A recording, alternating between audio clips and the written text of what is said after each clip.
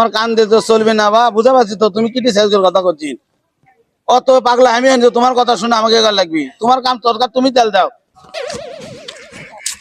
ভালো করে ধরে থাকো করো না জান কেউ বোতল কার কাছে বোতল নূর কাছে হ্যাঁ ঠিকই আছে লাও পানি খালি বাবা তাহলে গলাত ব্যথা দাও এই তো বাবা কেউ কিছু বলে কারো কথা কান দেবা না আচ্ছা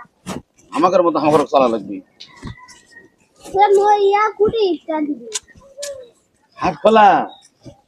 হাত খোলা কাছে কাছে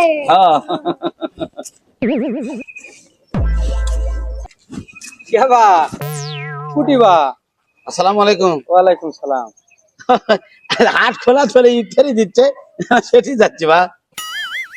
কে দিচ্ছে ইফতারি বা শূন্য আছে দোকানদার আনা না ওর কে বলে আজ ইফতারি হচ্ছে দাওয়াত করছে তোর কো কে চাচা এটা কি তোমার বিয়ের অনুষ্ঠান দাওয়াত করা লাগবে না ইফতার মাহফিল করছে গরিব ধনী সকলি খাওয়ার জন্য ওটি কাকু না করে পারবি না কবাল্লা এটা সত্য কথা এ লোকজন এ চার জনে যাচ্ছ কাবা আপনি কি কথা কি শেষ করে করছেন ইসরে না বা যেহেতু রোজার ইফতার মানে কি যারা রোজা আছে রোজাদার ব্যক্তির জন্য ইফতার এ লোকজন তুই যেহেতু কমিলে যাচ্ছ সেটা করছে আর সোলফল নাই বাড়ি তাই করছি আমরা এই 300 আমরা 4 জন বাড়াছি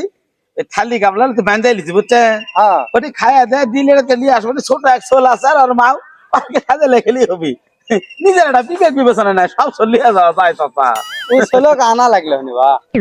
না থাক কি আমার কবি মানুষ এলে থাক ছোট সোল বাড়িতে থাক যা এ ভাই শুন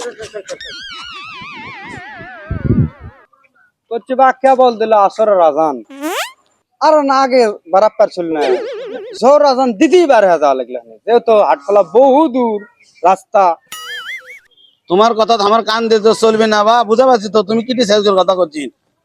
অত পাগলা আমি আনছি তোমার কথা শুনে আমাকে গাল লাগবি তোমার কাম দরকার তুমি তেল দাও তত বা মানুষের কথা শুনলে আমাকে হবার লয় হ্যাঁ